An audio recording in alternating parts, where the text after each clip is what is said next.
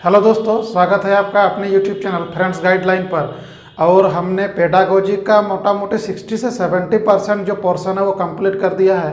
और आपका प्लेलिस्ट बना हुआ है CDP बोल के, उसमें जाकर आप देख सकते हैं। हूबहू एक भी ऐसा पॉइंट नहीं है कि हम आप उसमें छोड़े हैं कि क्वेश्चन वहाँ से ना बने, ठीक है। और आज हम लोग जो टॉपिक देखने वाले हैं, इससे क्वेश्चन हर एक टेट में एक ना एक क्वेश्चन पूछता ही पूछता है। हम आपको क्वेश्चन भी करवाएंगे, ठीक है। तो चलिए सबसे पहले हम लोग देखते हैं क्या अधिगम अक्षमता नहीं विकार लर्निंग डिसेबिलिटी। यहाँ से क्वेश्चन हर एक बार पूछेगा। यदि आपको ये 6 क्वेश्चन याद रहा तो आपका 1 नंबर पक्का हो जाएगा। उसमें आपको 6 में क्या 2-3 तो बार बार रिपीट कर देता है। तो चलिए आज हम लोग वीडियो को स्टार्ट करते हैं। वीडियो लास्ट तक देखिए। यदि आपको कुछ सीखना है तो वीडियो को लास्ट तक देखिए और अपने दोस्तों के साथ भी शेयर कीजिएगा। चलिए हम लोग स्टार्ट करते हैं क्या डिसलेक्सिया। तो सबसे पहले ना अधिगम अक्षमता किसको बोलेंगे, है ना। अधिगम विकार लर्निंग डिसेबिलिटी। कुछ कुछ जो बालक होते हैं, कुछ कुछ बच्चे होते हैं, चीज़ों को नहीं समझ पाते हैं। किसी किसी को पढ़ने में दिक्कत होता है, किसी को गणित का कैलकुलेशन में दिक्कत होता है, किसी को लैंग्वेज में दिक्कत होता है, कोई लक्स को लुक्स पढ़ देता है, कोई 100 को वाच पढ़ देता है। तो इस टाइप का जो दिक्कत होता है, कोई भ्रम का स्थिति में रहता है कि नहीं ये मेरा गलत है तो हमसे ये गलत हो जाएगा, कोई डिप्रेशन का स्थिति में रहता है। तो वो सारे चीज़ को क्या क्या बोलते हैं CDP में, है ना, उसको आज हम लोग जानते हैं। तो चलिए हम लोग स्टार्ट करते हैं। सबसे पहला जो है हमारा डिसलेक्सिया। यहाँ से क्वेश्चन बना भी है, हम लास्ट में क्वेश्चन करवाएंगे आपको, ठीक है।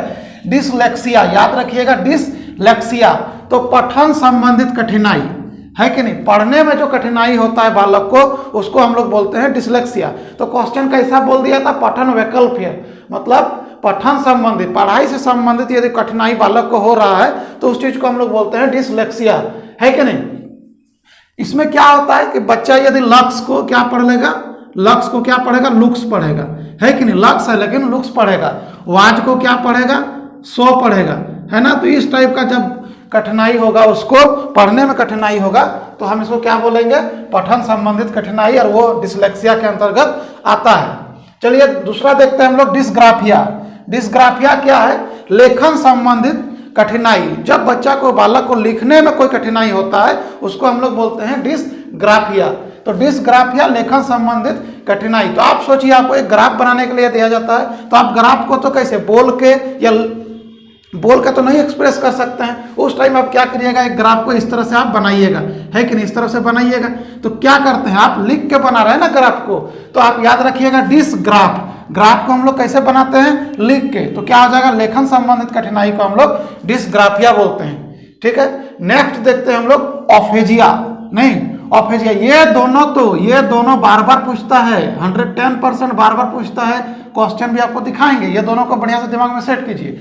ऑफेजिया हम लोग जानेंगे भाषा संबंधित कठिनाई। यदि किसी बालक को भाषा से रिलेटेड कोई कठिनाई होता है तो उस चीज को हम लोग बोलते हैं ऑफेजिया। लैंग्वेज से संबंधित कठिनाई को बोलते हैं ऑफेजिया, भाषा संबंधित कठिनाई, ठीक है। चलिए दोस्तों नेक्स्ट देखते हैं हम लोग डिस्थीमिया। नहीं, डिस्थीमिया क्या होता है, तनाव वाली स्थिति। बालक कभी कभी देखिएगा बहुत तनाव में होता है, ठीक है। टेंशन ले लेता है अधिक से अधिक कि हम वो कर पाएंगे कि नहीं कर पाएंगे, स्कूल जाएंगे तो टीचर मारेंगे, शिक्षक मारेंगे, मैडम मारेगी, है ना। तो उस टाइम बहुत सारा क्वेश्चन उसका दिमाग में चलते रहता है, जिसके कारण बच्चा में क्या होता है, तनाव आ जाता है। तो तनाव वाला स्थिति को हम लोग क्या बोलते हैं, डिस्थीमिया बोलते हैं। याद रखिएगा तनाव वाले स्थिति को, ठीक है। इसके बाद हम लोग आएंगे डिसमोर्फिया। डिसमोर्फिया में क्या होता है, भ्रम वाला स्थिति हो जाता है। बालक में क्या होता है, भ्रम पैदा हो जाता है, ठीक है सर। ये सस्पेंस बोलते हैं कि क्या होगा, जैसे फिल्म में सस्पेंस होता है उसी तरह सस्पेंस। बालक को क्या लगता है कि मेरा कहीं एक अंग छोटा तो नहीं, एक हाथ बड़ा एक हाथ छोटा, इस तरह का तो कुछ नहीं हो रहा है, हम देखने में तो खराब नहीं है, माने हम उसे ये तो नहीं दिख रहा है। तो उसको भ्रम हो जाता है कि कंपेयर करने लगता है, ठीक है, अपने आप को। तो उस चीज को हम लोग बोलते हैं डिसमोर्फिया बोलते हैं, ठीक। नेक्स्ट हम लोग देखते हैं अलेक्सिया और डिसलेक्सिया एक ही चीज है, ये भी पठन से ही संबंधित है। अलेक्सिया और डिसलेक्सिया एक ही चीज है, ये भी पठन से संबंधित है। लेकिन अलेक्सिया क्या होता है, जब मस्तिष्क में कोई खराबी आ जाती है कृत्रिम रूप से, तो हम उसको क्या बोलते हैं, अलेक्सिया, पठन संबंधित कठिनाई। तो उसको आपको नहीं समझना होगा, बस डिसलेक्सिया और अलेक्सिया को एक ही में याद रखिएगा। पठन संबंधित कठिनाई को हम लोग बोलते हैं। चलिए नेक्स्ट देखते हैं क्या डिसकैलकुलिया। ये भी क्वेश्चन बार बार पूछता है। डिसकैलकुलिया। डिसकैलकुलिया सुनने में आपको कैसा लगता है, मतलब कैलकुलेशन है कि नहीं। तो डिसकैलकुलिया गणित संबंधित कठिनाई यदि हो रहा है, गणित का कैलकुलेशन में यदि बालक को दिक्कत हो रहा है, वो समझ नहीं पा रहा है, गणित को सॉल्व नहीं कर पा रहा है, तो उस स्थिति को हम लोग बोलते हैं डिसकैलकुलिया। याद रखिएगा, गणित हम लोग कैसे बनाते हैं, कैलकुलेशन करते हैं, कैलकुलेशन करते हैं, ठीक है। और कैलकुलेशन किससे करते हैं, कैलकुलेटर से। तो कैलकुलेटर से कैलकुलेशन आया, और डिसकैलकुलिया, यहाँ भी कैलकुलिया है कि नहीं। तो याद रखिएगा, कैलकुलेशन से जो रिलेटेड कठिनाई है उसको हम लोग बोलते हैं गणित संबंधित कठिनाई, वो हमारा आता है डिसकैलकुलिया। सीटेट में जो क्वेश्चन पूछा था वो हम आपको कराते हैं, क्वेश्चन आप स्क्रीन में देखिए। क्वेश्चन देखिए कैसे, लेकिन इंग्लिश टर्म को भी याद रखिएगा, इंग्लिश टर्म बहुत आपको हेल्प करेगा।